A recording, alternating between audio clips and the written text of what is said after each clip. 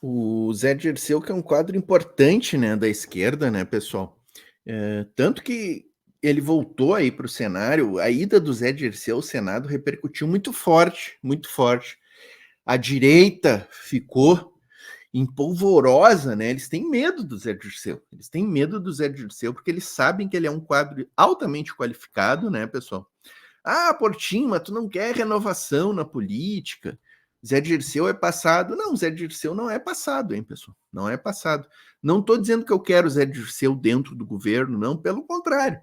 Mas Zé Dirceu, no debate público, é um quadro ainda muito importante para a esquerda e que precisa ser ouvido, considerado, traz importantes reflexões, inclusive esta questão do Zé Dirceu dizer que o governo Lula é um governo de centro-direita, né, pessoal? Ele falou isso aí, ele já tinha falado, como eu disse aqui, há mais de um mês atrás. Nós trouxemos a repercussão aqui no canal, mas como foi?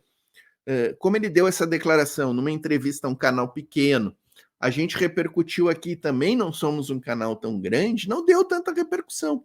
Agora ele disse isso no UOL, se não me falha a memória, numa entrevista no UOL, ele falou isso.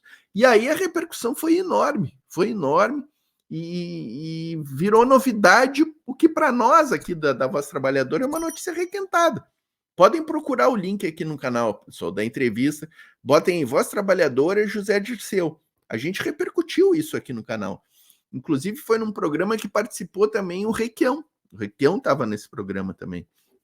Mas, enfim, tá aí. Zé Dirceu aqui no canal, vamos repercutir. Ele deu uma entrevista muito boa para o 247 e nós vamos pegar esse recorte aqui do 247 para trazer com vocês. Ó. Deixa a curtida, tá, pessoal? Diga no chat de que cidades estão assistindo. Aqui tem o Pix do canal também. E lembrar que nós temos aí os nossos grupos de WhatsApp e Telegram. Os links estão na descrição. Reflete muito que esse período que o Brasil está vivendo, que elege um presidente de um partido de esquerda, numa aliança de centro-direita, já a aliança já era de centro-direita, né? E tem na sua base de apoio deputados do PL, do PR e do PP. Portanto, uma base mais ampla que a centro-direita.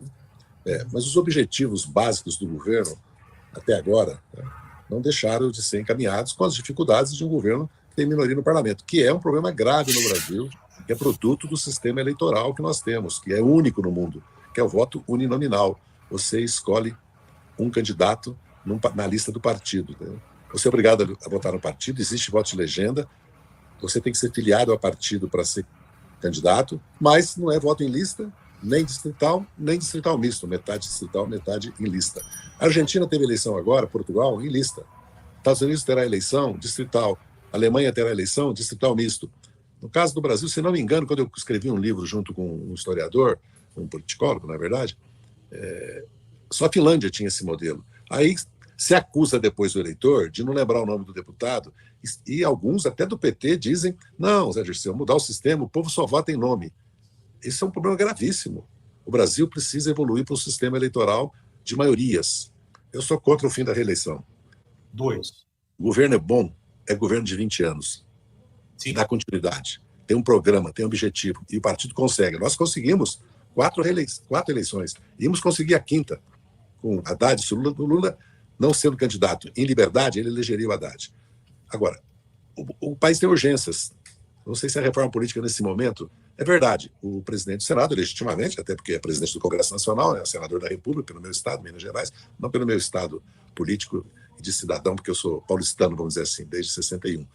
Ele apresentou, mas eu acho que é um desperdício ficar discutindo reeleição, mandato. Coincidência de eleições pode se discutir, mas eu proporia que se discutisse o sistema eleitoral, como você, em boa hora, trouxe aqui. Não sei se há clima político para isso em Brasília, porque Brasília está em eleições municipais esse ano. Brasília não, o Brasil, né, o nosso país. A polarização é a decorrência de visões totalmente diferentes sobre os problemas brasileiros. E para a presença da extrema-direita. E de um presidente que queria dar um golpe e impor ditadura no país. E agora é uma coisa gravíssima, que é trazer religião para a política. Eu vi aí um áudio de um ou outro deles negando isso. Mas como negando isso, se a Michele Bolsonaro fala que o Brasil é do Senhor Jesus, que o Brasil é cristão, tem dúvida nenhuma. faz parte da nossa formação histórica religiosa. O Brasil é um país cristão, ainda que 80% da humanidade hoje não é cristão, né? São outras religiões, né? Isso é um dado. O mundo chamado mundo ocidental hoje é 20% do mundo, né? E daqui a pouco vai deixar de ser também, já é menor economicamente que o restante do mundo. Então o problema é que quando se põe o fundamentalismo religioso com o extremismo de direita, né?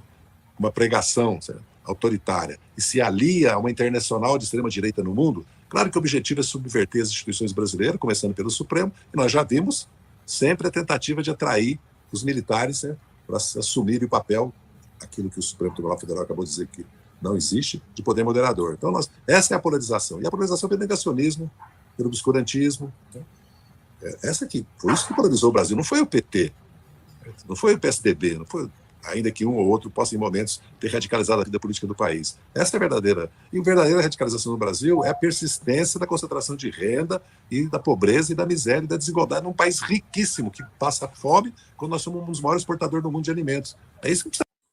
A polarização é típico da política, né, pessoal? E a polarização, ela é decorrente da luta de classes. É isso que precisa ser colocado. Sempre haverá polarização entre a burguesia e a classe trabalhadora. No capitalismo sempre deve haver essa polarização. Isso é natural. É luta de classes. Por que não se fala que é luta de classes? Mas, assim, o Zé Dirceu traz algumas questões interessantes, essa necessidade da reforma política, né? Isso é uma questão que está caindo de maduro, mas nunca tem conjuntura, nunca tem contexto para se debater isso no Brasil, porque a gente está sempre correndo atrás do rabo, né, pessoal? A gente está sempre na pauta imediata e não pensa num país, no futuro do país, num sistema que funcione melhor. Então, a reforma política ela é fundamental para a gente não ter um presidente da República completamente refém de um Congresso e do Centrão. Para acabar com o Centrão, só uma reforma política, no sentido em que o José Dirceu falou, mas qual é, o que tu defende, Portinho? Eu defendo uma reforma política, a gente precisa entrar no debate, a gente precisa ver se é voto em lista, se é voto distrital misto, se é proporcional. Aí é um debate que tem que ser feito, mas ele precisa ser feito, sem dúvida alguma. E importante também, essa questão que o José Dirceu toca das religiões com política, né, pessoal? Da politização da religião ou da religiosização da política, né? Esse é um debate que tem que ser feito. E aqui no canal, pessoal, tem um programa que está indo ao ar aí todos os sábados, às 11 da manhã, aqui no canal, que é um programa do O Coletivo, com o Bruno Lima e com o Alan Camargo, que semanalmente há um debate específico dessa questão de política e religião. Tá muito bom esse programa, hein? Tá muito bom, eu recomendo que assistam aqui no canal. Vai mudar no Brasil. O problema da Câmara e também do Senado é que está empoderado, virou um poder legislativo que tem poderes, não os poderes do orçamento, de aprovar ou não do orçamento, de executar o orçamento, que é função exclusiva do executivo. Na verdade, isso seria inconstitucional em outros países. Seria declarado inconstitucional, porque quem executa o orçamento é o poder executivo. O Congresso pode mudar o orçamento, pode destinar para esse ou para aquele. Nós devemos ter como objetivo, por isso que eu falo sempre em 12 anos, em 26 e 30, dobrar a nossa participação na Câmara dos Deputados. E vamos ter que nos cuidar na eleição de senadores, que são 54 senadores serão renovados, porque nós não vamos poder eleger senadores do PT em todos os estados. Nós vamos ter que fazer aliança para evitar que o bolsonarismo, que está dizendo abertamente que vai fazê-lo para poder caçar ministro supremo, para poder mudar. É a obsessão deles. Exatamente. Não, é para poder mudar a institucionalidade brasileira também, que você pode implantar uma ditadura legal, entre aspas. A polarização no Brasil, os problemas do Brasil, não vão se resolver a curto prazo, é a médio prazo. E nós temos que nos preparar para isso. Particularmente nós que, pela quinta vez, estamos governando o Brasil. O que o presidente Lula fez até agora, né, é mais do que o possível, porque a PEC da transição, a reforma do IVA, todos os programas sociais que ele reorganizou, sabe? E o país ter segurança jurídica, estabilidade, credibilidade no mundo, porque ele devolveu a credibilidade. Porque nós não temos um presidente, nós temos um presidente que é o Lula, que ele tem uma imagem internacional. E o Brasil tem um peso no mundo. Não é? O Brasil tem uma voz no mundo, particularmente aqui, com todas as contradições, na América do Sul. E o nosso destino é nos unir, porque se nós hoje exportamos para a China investimento vem da China, nós vamos ter que virar para o Pacífico, já está virando a logística. Essa é a tendência com os BRICS, né? Que a gente vire mais para o Pacífico ali, para as relações com os países dos BRICS, mas isso é uma coisa muito longa, né? E assim, eu tô cansado de ouvir essa história de que o Lula faz o que é possível, faz o que é necessário, voltou com as políticas públicas, sabe? Tirou 13 milhões da fome do primeiro ano, aprovou uma reforma tributária, enfim, isso tudo é verdade, pessoal, sabe? Não se deve criticar isso, mas não é contraditório com aquilo ali que o Zé Dirceu falou, que o governo Lula é um governo de centro-direita. Um governo de centro-direita, ele pode fazer esse tipo de coisa. Ele pode fazer políticas públicas, ele pode ter boas relações internacionais, relações exteriores. Tudo isso ele pode fazer, mas ele não faz reformas estruturais. Ele não faz. O que diferencia a esquerda da direita? A esquerda é progressista, a direita é reacionária, é conservadora. Para se fazer reformas estruturais, a gente tem que ser progressista, a gente tem que ser de esquerda. E esse é o pecado de Lula. Lula, por exemplo, não fez reforma agrária. Não sou eu que estou dizendo, é o Stedley, é o MST. Inclusive, a gente está no Abril Vermelho agora, né? Não teve nenhum assentamento no governo Lula até agora. Os professores universitários estão em greve. A educação está num caminho privatista. Não é defesa da educação pública, é coalizão com os interesses da educação privada no Brasil. Nós não temos uma defesa do sistema público de educação. Não aprofundamos. Está longe do horizonte um sistema universal de educação superior, como a gente tem na Argentina, por exemplo. Isso era para estar no debate. Todo brasileiro tem que ter direito a chegar a uma universidade pública. Por que nós não temos isso no horizonte? Mas isso é impossível. Não é impossível.